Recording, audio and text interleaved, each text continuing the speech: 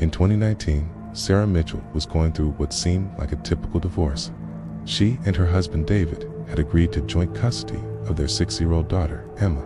The separation had been relatively amicable, and Emma appeared to be adjusting well to splitting time between two homes. That changed when Emma started attending art therapy sessions, recommended by her school counselor. During their third session, Emma drew something that made the therapist's blood run cold.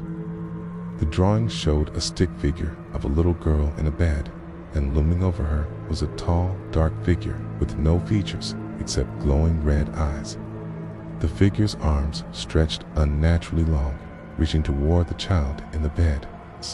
At the bottom of the paper, Emma had written in shaky letters, "The shadow man comes when daddy's friends visit." When the therapist showed Sarah the drawing, Sarah initially dismissed it as a child's overactive imagination. Emma had always been creative, often making up elaborate stories about monsters and magical creatures.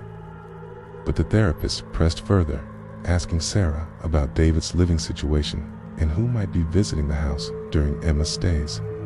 Sarah realized she knew very little about David's life since their separation. She decided to ask Emma more about the shadow man, trying to keep her tone casual and non-threatening. Emma's responses were chilling. She described how the shadow man would watch her sleep, sometimes touching her hair or whispering things she couldn't understand. She said he smelled like cigarettes and beer, and that he only appeared when her daddy had his special friends over for their grown-up games. Alarmed, Sarah contacted the police and Child Protective Services. An investigation revealed that David had been hosting illegal gambling games at his apartment, often attended by individuals with criminal backgrounds. Security footage from neighboring apartments showed these men coming and going at all hours, including during Emma's scheduled visits. One of the regular attendees was a registered sex offender named Marcus Webb, who matched Emma's description of the tall, thin shadow man. When confronted, David initially denied any wrongdoing, claiming Emma was making things up. However, when investigators searched his apartment, they found evidence that someone had been entering Emma's room while she slept. Her bedroom door handle had been wiped clean of fingerprints, but surrounding areas contained traces of foreign DNA. A hidden camera was discovered in a smoke detector, positioned to view Emma's bed. Marcus Webb was arrested and eventually confessed to entering Emma's room on multiple occasions, admitted to watching her sleep and taking photographs, which were found on his personal devices. David was charged with child endangerment and lost all custody rights. Emma's drawing had revealed a nightmare that could have escalated into something far worse. The case highlighted how children often express their trauma through art when they lack the vocabulary or courage to speak about it directly. Emma's shadow man wasn't a monster from her imagination. It was her 6-year-old mind's way of depicting a very real predator who had invaded her safe space. 10-year-old Michael Chen had always been an exceptional artist for his age. His drawings were detailed and sophisticated, often impressing adults with their technical skill and emotional depth. So, when Michael's teacher, Mrs. Rodriguez, noticed a disturbing shift in his artwork during the fall of 2020, she knew something was seriously wrong. Michael had started drawing the same scene over and over again. A small room with red walls, a single light bulb hanging from the ceiling, and multiple stick figures lying on the floor. The figures were always drawn in black, with red scribbles around them that looked like blood. In the corner of each drawing stood a figure wearing what appeared to be a uniform, holding something that resembled a gun. What made these drawings particularly disturbing was their consistency and detail. Michael would spend entire art periods working on these scenes, adding more and more disturbing elements. He drew chains on the walls, what looked like surveillance cameras, and always included a small window with bars. When Mrs. Rodriguez asked Michael about his drawings, he would become withdrawn and mumble something about the place where Uncle Tony works. Mrs. Rodriguez knew that Michael lived with his grandmother after his parents had died in a car accident 2 years earlier. Was also aware that Michael's uncle Tony helped care for him and often picked him up from school. Tony seemed like a caring guardian, always polite and concerned about Michael's well-being and academic progress, concerned about the violent imagery in Michael's drawings. Mrs. Rodriguez scheduled a meeting with Michael's grandmother, Mrs. Chen. During the meeting, she showed Mrs. Chen several of Michael's recent drawings. Mrs. Chen's reaction was immediate and visceral. She became pale and started trembling while looking at the images. Through halting English mixed with Mandarin, Mrs. Chen revealed that Tony wasn't actually Michael's uncle, but rather a family friend who had offered to help after the boy's parents died. She had been grateful for his assistance and never questioned his generosity. However, Mrs. Chen admitted that Michael had become increasingly withdrawn and fearful whenever Tony was around, often refusing to go places with him alone. Mrs. Rodriguez contacted Child Protective Services, who launched an investigation into Tony's background and activities. What they discovered was horrifying. Connie Chan, no relation to the family, despite sharing the same surname, was involved in a human trafficking operation that used a network of warehouses and storage facilities to transport and hold victims. The Red Room in Michael's drawings was one of these facilities. Investigators later determined that Tony had taken Michael to this location on multiple occasions, telling the boy he was showing him where he worked.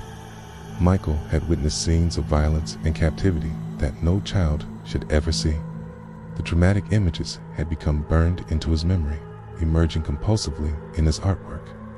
Tony had been grooming Michael, gradually exposing him to increasingly disturbing scenes to desensitize him and potentially recruit him into the operation as he got older. The trafficking ring was using children as couriers and lookouts, believing they would attract less suspicion from law enforcement. Tony was arrested along with 14 other individuals involved in the trafficking operation. The investigation led to the rescue of 23 victims who had been held in various facilities across 3 states. Michael's drawings had inadvertently provided investigators with crucial details about the locations and layout of these illegal operations. Michael underwent extensive therapy to help him process the trauma he had witnessed. His drawings gradually shifted from the dark, violent scenes to more typical childhood imagery, animals, superheroes, and scenes from his daily life. The Red Room never appeared in his artwork again. 8-year-old Jessica Palmer was known at her elementary school for her cheerful disposition and artistic talent. She often volunteered to create decorations for school events and took pride in her colorful, detailed drawings. So when Jessica submitted a family portrait for a school art contest in March 2021, her teacher, Ms. Johnson, expected to see the typical happy family scene.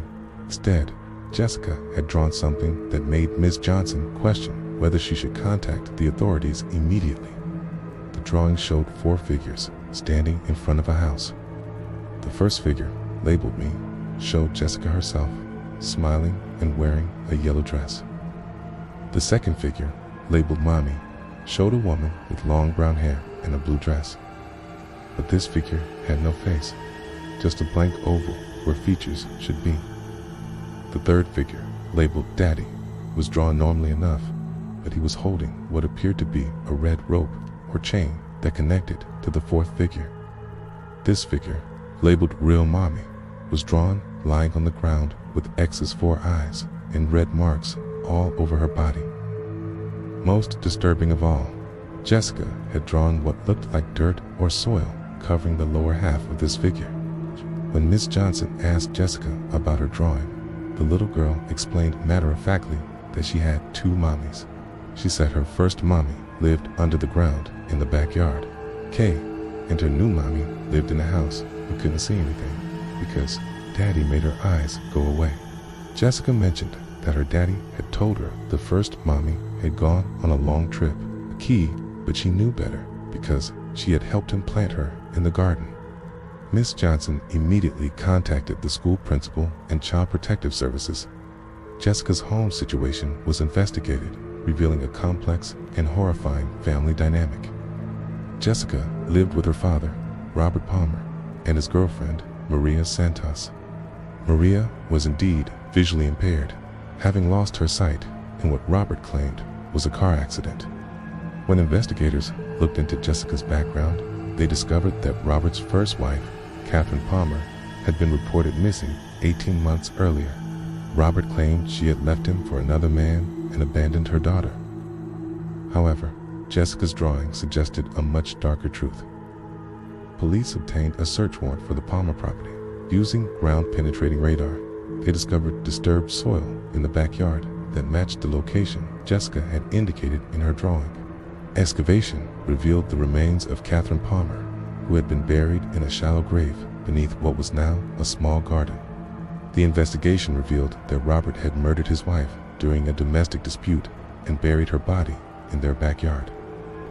He had told Jessica that her mother had gone away, but Jessica had witnessed parts of the burial process. In her child's mind, she understood that her mother was planted like a seed in the garden and wasn't coming back. Even more disturbing was the discovery that Maria, Robert's girlfriend, had not lost her sight in a car accident. Medical examination revealed that her blindness was the result of deliberate trauma. Robert had been systematically abusing Maria, and her vision loss was the result of repeated head injuries. Jessica's drawing, showing her stepmother with no eyes, was her way of depicting Maria's blindness, which she somehow understood was connected to her father's violence. Robert Palmer was arrested and charged with first-degree murder in his wife's death, as well as multiple counts of domestic violence and aggravated assault against Maria. During the trial, Jessica's drawing was presented as key evidence, demonstrating that the child had witnessed both the murder and its aftermath. Jessica was placed in foster care with a family trained to help children who had experienced severe trauma. Like many children who witnessed domestic violence, Jessica had developed coping mechanisms that allowed her to function normally in most situations while carrying the weight of terrible secrets. Child psychologists noted that Jessica's drawing represented a complex understanding of her family situation that went far beyond typical childhood comprehension. She had processed multiple layers of violence and deception, translating them into a visual narrative that ultimately brought justice for her mother and protection for her stepmother. These three cases demonstrate the powerful and often overlooked significance of children's artwork. While adults might dismiss disturbing drawings as products of imagination or exposure to inappropriate media, these images can sometimes be windows into very real trauma and danger. Child psychologists and investigators now pay close attention to recurring themes in children's artwork, particularly when those themes involve violence, secrecy, or family dysfunction. Art therapy has become an essential tool for helping children express experiences they cannot or dare not verbalize. The children in these stories were not just creating random, disturbing images. They were documenting their reality, preserving evidence of crimes, and crying out for help in the only way they knew how. Downs became crucial pieces of evidence that led to arrests, convictions, and the protection of other potential victims. These cases serve as reminders that we must take children's expressions seriously, whether verbal or artistic. Sometimes the most innocent-looking crayon drawing can reveal the darkest secrets hidden within seemingly normal families and communities.